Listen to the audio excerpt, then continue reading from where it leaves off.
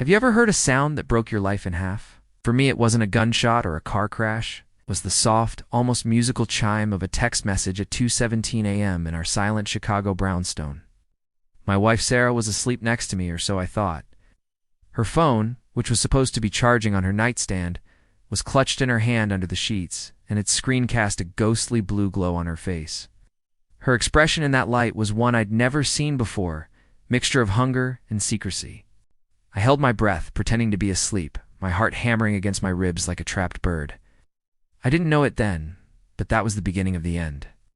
That was the night I started to become a ghost in my own home, long before she started planning my funeral.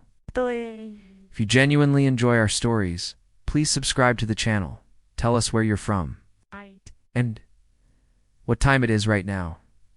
It's always fascinating to know how far our story flows. For the next few weeks, life was a masterclass in denial. I told myself I was imagining things. Sarah had always been the life of the party, the woman who could charm a room with a single smile. We were a perfect balance, or so I'd believed for 12 years. But the strange behavior was undeniable. She started working late at the art gallery she managed, a place that usually closed at 6. Her phone became an extension of her body, always angled away from me, silenced and guarded. There were receipts from expensive restaurants I'd never been to, places on Rush Street where a single glass of wine cost more than our weekly groceries. When I'd ask, her answers were always vague, wrapped in a cloak of annoyance. It was a donor meeting, honey. You know how it is. I didn't. And she knew I didn't. The coldness was the worst part. It crept in slowly like a winter frost on a window pane. The easy laughter we once shared was replaced by a tense silence.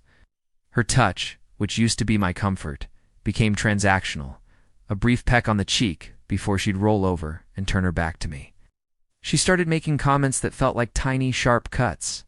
She'd criticize the way I dressed, my choice of friends, even the quiet life I cherished. "Don't you ever want more, David?" she'd ask, her voice dripping with a disappointment that felt bottomless.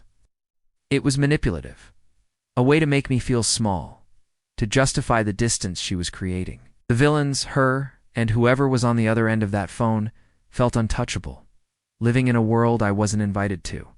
While I was left to question my own sanity, the breaking point came on a rainy Tuesday. I'd come home early, hoping to surprise her, maybe cook her favorite meal, and try to reconnect.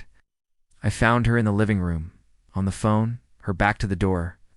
Her voice was different, low, intimate, a voice I hadn't heard directed at me in years. "I know, Mark," she purred. "He has no idea. He's just so predictable." A laugh, light and cruel, followed. "Don't worry, I'll handle him." I stood there, soaked from the rain, the grocery bags slipping from my grasp. The sound of a carton of eggs hitting the hardwood floor was deafening. She spun around, her eyes wide with panic, not guilt. There was no apology, no remorse, just a cold, hard fury that I had dared to interrupt her. That night, I didn't sleep in our bed. I lay on the couch, the sound of her fake, saccharine voice echoing in my head, and for the first time in my adult life, I felt a part of me shatter. But from those shards, something new began to form. The grief turned to ice, the pain to purpose. I wasn't going to be handled. I was going to be the architect of her downfall. The next morning, I was a new man, wearing a mask of the same old, predictable David. I started gathering proof with a quiet, methodical obsession. I installed a keylogger on the home computer. I recovered deleted texts using software I'd found online. The messages were a brutal mosaic of our life, painted over with her lies. There were hotel bookings in the Gold Coast, screenshots of her mocking my texts to her lover, Mark, and plans for a future that didn't include me. The most damning piece of evidence was a series of emails between them, discussing my life insurance policy. "It's a significant payout," she had written. Enough to start over properly. With a folder full of her betrayal saved on a secure drive, I set my traps. First, the legal. I met with the sharpest divorce attorney in Chicago, a woman known for her merciless approach. We structured everything to detonate at once. I liquidated our joint savings account, transferring my half to a private account she couldn't touch. I documented every asset, every piece of art she had acquired for the gallery but had conveniently stored in our home. The social trap was next. Sarah was chairing a major charity gala for the gallery, her crowning achievement. All of Chicago's elite would be there. It was her stage, and I was going to give her the performance of a lifetime. The final, most chilling piece of my plan fell into my lap by accident. I was upstairs, supposedly sick with the flu, when I heard her talking to Mark on the phone downstairs. Her voice was low, but the floorboards of our old house carried every word. "He's been sick for a week," she said, a fake sympathy lacing her tone.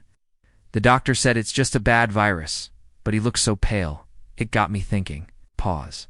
I was looking at some templates online for his eulogy. My blood ran cold. She wasn't just cheating. She wasn't just planning to leave. She was actively fantasizing about my death, she continued, her voice sickeningly sweet. I'd talk about his quiet strength, his dedication. It would be a beautiful service. Everyone would feel so sorry for me. I sat on the top step, completely numb, listening to my wife practice my eulogy while I was still alive. That's when I knew there would be no mercy. The night of the gala was a spectacle. The ballroom at the Drake Hotel was glittering with chandeliers and champagne. Sarah was radiant in a backless red dress, gliding through the crowd, accepting praise, the grieving widow in waiting. I played my part, the supportive, slightly unwell husband. When it was her turn to give the keynote speech, I stood in the back, near the AV booth. She stepped up to the podium, a picture of grace and compassion. "Art is about truth," she began, her voice resonating through the silent room. "It's about revealing what lies beneath the surface."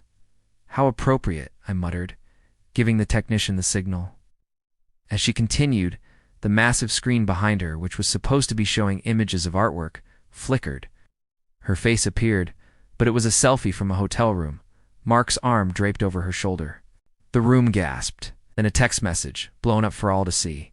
"He's just so predictable." Another image, this time a screenshot of the email about my life insurance. A wave of murmurs turned into a roar. Sarah froze, her face a mask of horror. Her eyes scanned the crowd, desperate, and found mine. I gave her a slow, deliberate nod. The final image was a transcript of her eulogy practice under the title, "Things to Say When He's Gone." The room erupted. People were standing up, their faces a mixture of shock and disgust. Her donors, her board members, her friends all staring at her with contempt. She stumbled back from the podium, her perfect world crashing down in a blaze of digital evidence. She fled the stage, a chorus of boos and insults following her out of the ballroom. She was completely ruined. The gallery fired her the next day. The board sued her for the stolen art. Her society friends wouldn't even answer her calls. The divorce was brutal and swift. The judge, having seen my evidence, awarded me everything: the house, the assets, and the satisfaction of leaving her with nothing but her lies and the public shame that now clung to her like a shroud. I never saw Mark again. He vanished, a coward to the end. Sometimes, late at night, in the quiet of the brownstone that is now only mine, I think about that text message chime. It's strange how a life can be built over a decade and destroyed in a single, silent flash of light. I won, but the victory feels cold, and the silence in this big, empty house is a different kind of haunting. The end.